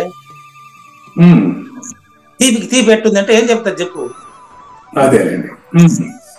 అట్లా చెప్పలేవు, ఆన్సర్ లేదు. సుఖానికి సుఖం కలగడం, సూర్యుడికి వెలుతురు రావడం, సూర్యుడే వెలుతురయ్యా, నువ్వే పరిపూర్ణంగా. ఇక ఈ వివరణ కొద్ది మాటల్లో జరుగుతుందండి. ఇంకా అంటే 56వ శ్లోకం నుంచి. ఇందువల్లనే ఇప్పుడు చేయబోయేటువంటి దానికి సంక్షిప్తమైనటువంటి టైటిల్ ఏంటంటే ఫలితం చేతిలోకి వచ్చింది ఇప్పుడు, దాన్ని పొందే ఉపాయం తెలియలే. అదే మీ ప్రశ్న. ఇక్కడ కృష్ణ పరమాత్మ అదే చెప్తున్నారు, జ్ఞానేశ్వరి కూడా. చేతిలోనికి ఫలితం వచ్చినప్పటికీ ఆ ఫలాన్ని పొందే ఉపాయం మీకు మళ్ళీ ఎక్స్ప్లెయిన్ చేస్తారంట రేపు నుంచి. మీరు పరిపూర్ణుడు అని స్పష్టంగా తెలియబడుతున్నప్పటికీ మీరు ప్రశ్న వేశారు, భగవద్గీతలో పరిపూర్ణం గురించి స్పష్టంగా ఎక్కడన్నా చెప్పారా అన్నారు. 1074 రోజులుగా చెప్పిండే ఉద్దేశం అదే కదండి. అయినప్పటికీ కావూరు నాగేశ్వర ప్రసాద్ గాని, ఈ పూజారి వెంకటేశం గాని ఇటువంటి మట్టి బుర్రలు కొన్ని ఉంటాయని వీళ్ళలో ఉండే పరిపూర్ణాన్ని వీళ్ళే తెలుసుకోలేకుండా పోతున్నారే అనే దయతో అంటే ఈ చెప్పిన విధంగా ప్రస్తావించారా అన్నట్టు. ఏంటండి మళ్ళీ చెప్పండి. ఈ ద్వాదశి, షోడశి, పంచదశులు ఎట్లయితే ప్రస్తావించారో అలా ప్రస్తావన పర్టికులర్ శ్లోకంలో అన్నట్టు నేను అడుగుతున్నాను. అంతకంటే లేదు గురుగారు. అవునండి, అది ప్రతిరోజు ఆ చర్చకు వస్తుంది కదా. చర్చకు వస్తుంది కానీ ఒక పెద్దంగా సూత్రంగా ఇవి చెప్పినట్టు ఏం కనపడలా నాకైతే. ద్వాదశి, షోడశి, పంచదశి కనిపిస్తా ఉంటే అది పరిపూర్ణత కాదు. ద్వాదశి, షోడశి, పంచదశని గురించి ఆలోచించేవాడు లేనిదే పరిపూర్ణం. ఏమండి మంత్రాలను తక్కువ చేస్తారా? విడరా మంత్రముల రెండింటిని. సూత్రం సప్తకోటి మహామంత్ర చిత్త విభ్రమ కారక. ఇంకా ద్వాదశి, షోడశి మనసులో పెట్టుకున్నారా మీరు? పరిపూర్ణంలో మంత్రాలు ఉన్నాయా? దానికి పోగొడతారా? పరిపూర్ణంలో మంత్రాలు ఉన్నాయా? పరిపూర్ణ మంత్రాలు లేవు. అలాంటప్పుడు మాటే మంత్రము. నీ మాట మంత్రంగా పనిచేస్తే నిద్రపోయిన వాడు పలకలేనట్లుగా పరిపూర్ణంలో మాట ఉండదు. మాట లేనట్టి బయలున మాట కలిగిననుట వినుట మాయ గదయ్యా. మాట మాయ అయితే మానెను మాటను మాట్లాడి మనము మాట్లాడుతూ ఉండేటప్పుడే మాట లేనిదని తెలిసిపోయిన తర్వాత మళ్ళీ పరిపూర్ణం గురించి చెప్పేదానికి మాట ఎక్కడుందండి? మాట ఎక్కడుందండి? కాబట్టి ఆ ఫలము పొందే ఉపాయం మళ్ళీ వివరించేదానికి శ్రీకృష్ణ పరమాత్మ మళ్ళీ 56వ శ్లోకం నుంచి మొదలు పెడుతున్నాడు. కానీ అండి శ్రీ భగవాను వాచ సర్వకర్మాణ్యపి సదా కుర్వాణో మద్వ్యపాశ్రయః మత్ప్రసాదాదవాప్నోతి శాశ్వతం పదమవ్యయం.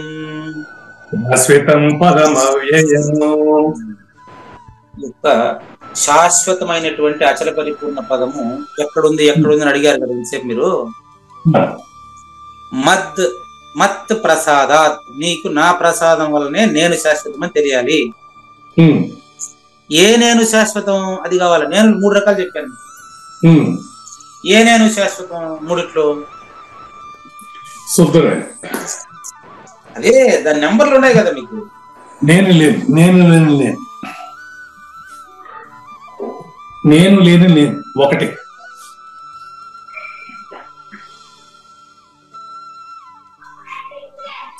హలో,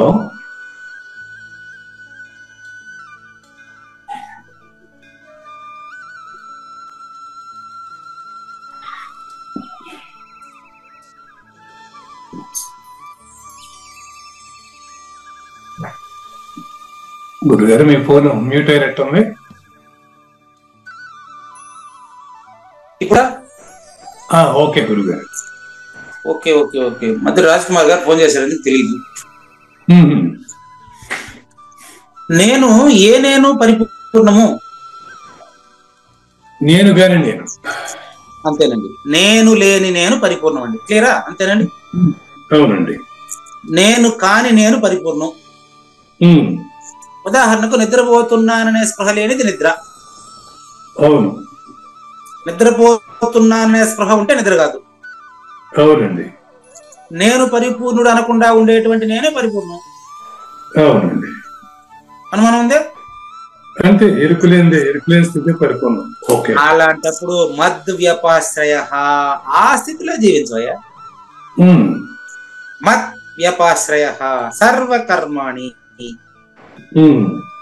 చేసే పనులన్నింటిలో నేను లేకుండా చేసే ప్రయత్నం చేయడమే కదా ఆస్పర్శ యోగం. అదేనండి. ఏ రోజు ఆస్పర్శ యోగం పాటించాలి? 1 రోజా 2 రోజులా? ఎప్పుడు? సదా. అదే సదా. సదా సర్వకర్మాణ్యపి సదా కుర్వాణః అపి చేస్తున్నప్పటికీ, కుర్వాణః అంటే చేస్తున్నప్పటికీ, సర్వకర్మాణ ఏ పని చేస్తున్నప్పటికీ, ఏ పని చేస్తున్నప్పటికీ, నువ్వు ఏ టైంలో చేస్తున్నప్పటికీ, కుర్వాణ అపి చేస్తున్నప్పటికీ నువ్వు ఏం చేస్తావు అంటే ఇది కంప్లీట్ గా గురువుకు సమర్పించినటువంటి నేను. నీ కాందంతా ఇచ్చినవేమో గురువుకి, నువ్వైంది నిన్ను ఇవ్వాలయ్యా గురుదక్షిణ. నిన్ను గురుదక్షిణగా ఇచ్చినావు అనుకో, మళ్ళా సందేహం అడిగేవాడు ఉంటాడా, క్లారిటీ ఇచ్చేవాడు మాత్రం మిగులుతాడు. క్లారిటీ ఇచ్చేవాడిలో సందేహి మిగలడు, అట్ట లెక్కది. అప్పుడు మత్ ప్రసాదాత్, నా అనుగ్రహం వలన, అంటే నీ అనుగ్రహం ఏది, నా అనుగ్రహం. మత్ ప్రసాద్ నా అనుగ్రహం కాదు, అది పూజారి వెంకటేశ్వర అనుగ్రహం కాదు నాయన, సాక్షాత్తు దక్షిణామూర్తి అయిన నీ అనుగ్రహమే తండ్రి. శాశ్వతం పదం అవ్యయం ఆప్నోతి. దక్షిణామూర్తి స్వరూపమైనటువంటి సాక్షాత్తు అచల పరిపూర్ణ పదవిని నువ్వు పొందేది కాదు, నువ్వు తెలిసేదే. కాబట్టి ఏ పని చేస్తున్నప్పటికీ అస్పర్శ యోగంతో ప్రాక్టీస్ చేయడం వల్ల నువ్వు పరిపూర్ణుడని తెలియాల్సిందే తప్ప అది కొత్తగా దేన్నో పోగొట్టుకోవడం కాదు. కనుక మనకు సమయం కూడా అయింది. మనం ఈ మిగతా విషయాలంతా కూడా మనం 1075వ ఎపిసోడ్ లో చూద్దామండి. లేనిది లేదు లేదు, ఉన్నది లేకపోవుట లేదయ్యా, ఈ గొప్ప మర్మమంతా నీ వలన తేటగా తెలిసెనయ్యా.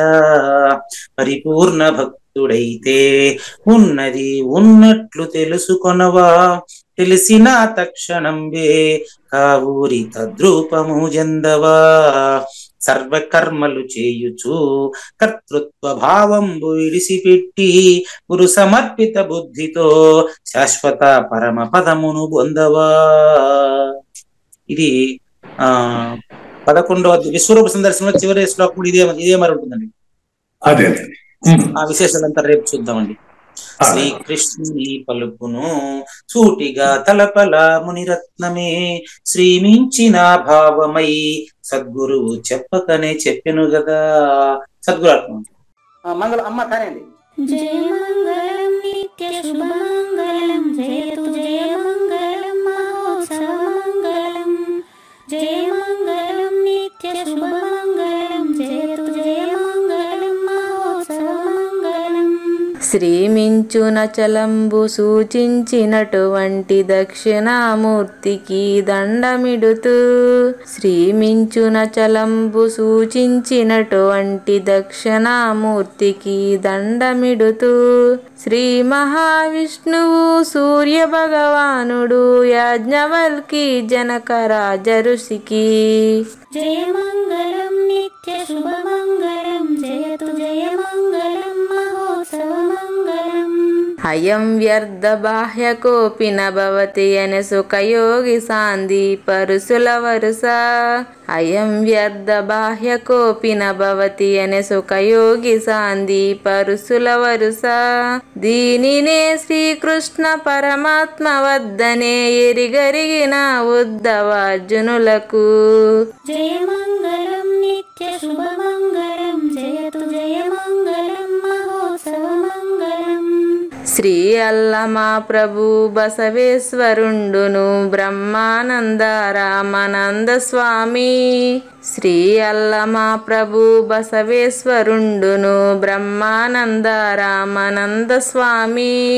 నవరసాలు లిఖించు నాట్యమయూరిగా గీతను మలచిన జ్ఞానేశ్వరులకు. జయ మంగళం నిత్య శుభమంగళం, జయతు జయ మంగళం మహోత్సవ మంగళం. కబీరు దాసుడు సహజానంద గురుడు రామావధూతయు రాజితముగా. కబీరు దాసుడు సహజానంద గురుడు రామావధూతయు రాజితముగా. అంబికా శివయోగి శ్రీవేమన నిరంజన వెంకయ్య తిరువెంగళార్యులకును. జయమంగళం నిత్య శుభమంగళం జయతు జయమంగళం మహోత్సవమంగళం. శ్రీ బృహద్వాశిష్ట సిద్ధాంతమును చేసి జనన మరణ భ్రాంతి జడుపు బాపి. శ్రీ బృహద్వాశిష్ట సిద్ధాంతమును చేసి జనన మరణ భ్రాంతి జడుపు బాపి. అచల సాంప్రదాయమవనిలో నెలకొలిపి అందించినట్టి శివరాములకును. జయమంగళం నిత్య శుభమంగళం జయతు జయమంగళం మహోత్సవమంగళం. మెప్పైన బోధల తిప్పలు బాపిన అప్పయ్య మంత్రియు అచల గురులు. మెప్పైన బోధల తిప్పలు బాపిన అప్పయ్య మంత్రియు అచల గురులు. పరశురామ సీతారామ స్వామి ప్రభులు నరసింహయోగి గురువర్యులకును. జయమంగళం నిత్య శుభమంగళం జయతు జయమంగళం మహోత్సవమంగళం. కంద కందార్థముల నందించి బృందముకు రంది పాపిన కృష్ణ ప్రభువునకును. కంద కందార్థముల నందించి బృందముకు రంది బాపిన కృష్ణ ప్రభువునకును. పలుకులా కందనిది పరబయలు ఇది అని పలికిన ఫీల్కాన లక్ష్మణునకు. జయమంగళం నిత్య శుభమంగళం జయతు జయమంగళం మహోత్సవమంగళం. ఫీల్కాన లక్ష్మణుల ప్రియ శిష్యవర్యుండు అవధూతయని పేరావనియందు. ఫీల్కాన లక్ష్మణుల ప్రియ శిష్యవర్యుండు అవధూతయని పేరావనియందు. పాఠాలు నేర్పించి పీఠాలు ఏర్పరచి శంఖబాపిన వెంకటేశ్వర వధూతకు. జయమంగళం నిత్య శుభమంగళం జయతు జయమంగళం మహోత్సవమంగళం. బట్టబయలున ఎరుక పుట్టనే లేదని బాలాజీ సింగు ఈ కీలు తెలిపే. బట్టబయలున ఎరుక పుట్టనే లేదని బాలాజీ సింగు ఈ కీలు తెలిపే. మూలమూలేనట్ట ఎరుకేమి లేదని తెలియజెప్పిన మునిరత్నమార్యులకును. జయమంగళం నిత్య శుభమంగళం జయతు జయమంగళం మహోత్సవమంగళం. నరస్వప్నము వంటి సురస్వప్నమిది అని పరిపూర్ణ దర్శినిని ప్రకటపరచి. నరస్వప్నము వంటి సురస్వప్నమిది అని పరిపూర్ణ దర్శినిని ప్రకటపరచి. సహజాచల రాజయోగి సద్గురు కృపచ సాంప్రదాయక గురుల సరసన జేరే. జయమంగళం నిత్య శుభమంగళం జయతు జయమంగళం మహోత్సవమంగళం. నిష్కల్మషానంద నిజ గురుని శిష్యుండు లింగమూర్తి లిపిని పొందుపరచి. నిష్కల్మషానంద నిజ గురుని శిష్యుండు లింగమూర్తి లిపిని పొందుపరచి. కార్వేటి నగరము పురవాసుడైనట్టి పూజారి వెంకటేశునకంకితం విధి. జయమంగళం నిత్య శుభమంగళం జయతు జయమంగళం మహోత్సవమంగళం. జయమంగళం నిత్య శుభమంగళం జయతు జయమంగళం మహోత్సవమంగళం.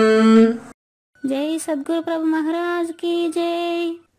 జై గురుదేవాడి. శ్రోతలందరి తరపున వెంకటేశ్వర గురువు గారికి ధన్యవాదాలు చెప్తూ శాంతి మంత్రం. పూర్ణమద పూర్ణమిదం పూర్ణాత్ పూర్ణముదచ్యతి పూర్ణస్య పూర్ణమాదాయ పూర్ణమేవావశిష్యతి. ఓం తత్సత్. ఓం శాంతి శాంతి శాంతి. హరి ఓం. న తద్భాసయతే సూర్యో న శశాంకో న పావకః యద్గత్వా న నివర్తంతే తద్ధామ పరమం మమ.